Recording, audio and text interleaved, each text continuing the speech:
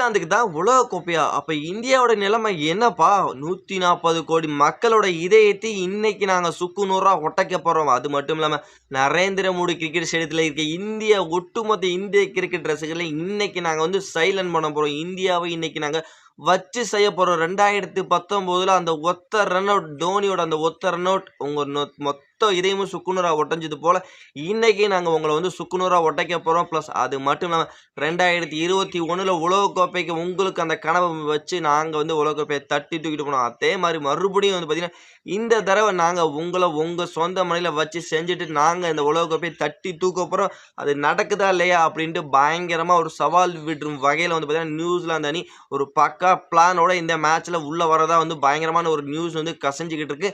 அப்படி என்னதான் plan New Zealand அணி வச்சிருக்க போறாங்க, மிச்சில் ஸ்டாண்ட்னர்கிட்ட அப்படி என்ன பிளான் இருக்கு, இந்தியாவை எந்த இடத்துல சாய்க்க போறாங்க அப்படிங்கிறது எல்லாமே இந்த வீடியோல தெளிவா பார்க்கலாம் ஃப்ரெண்ட்ஸ். 2019 உலக கோப்பை அரையிறுதி போட்டி MS தோனியோட அந்த ரன் அவுட் யாரும் மறந்திருக்க மாட்டீங்க. பிளஸ் அந்த ரன் அவுட் உங்களோட எவ்வளவு பேத்த இதயத்தை நாங்க உடைச்சு எறிஞ்சோம் அப்படின்னு சொல்லியிருக்காங்க. அது மட்டும் இல்லாம 2023 வேர்ல்டு டெஸ்ட் சாம்பியன்ஷிப்ல இந்தியாவை ஃபைனல் வீழ்த்தி கோப்பையை தட்டி தூக்கிட்டு போனோம்.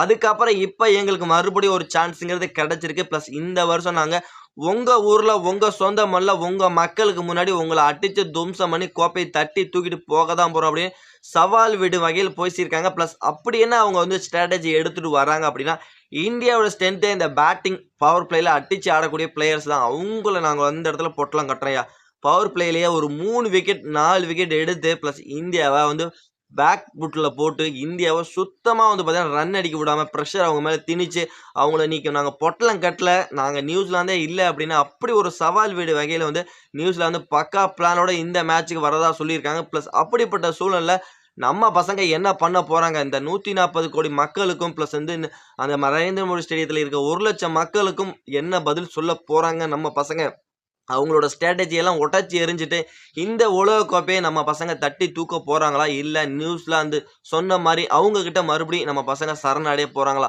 எல்லாமே இந்த மேட்சை பொறுத்தவரைக்கும் பயங்கர ஒரு ஹை பிரஷர் மேட்சா இருக்க போது.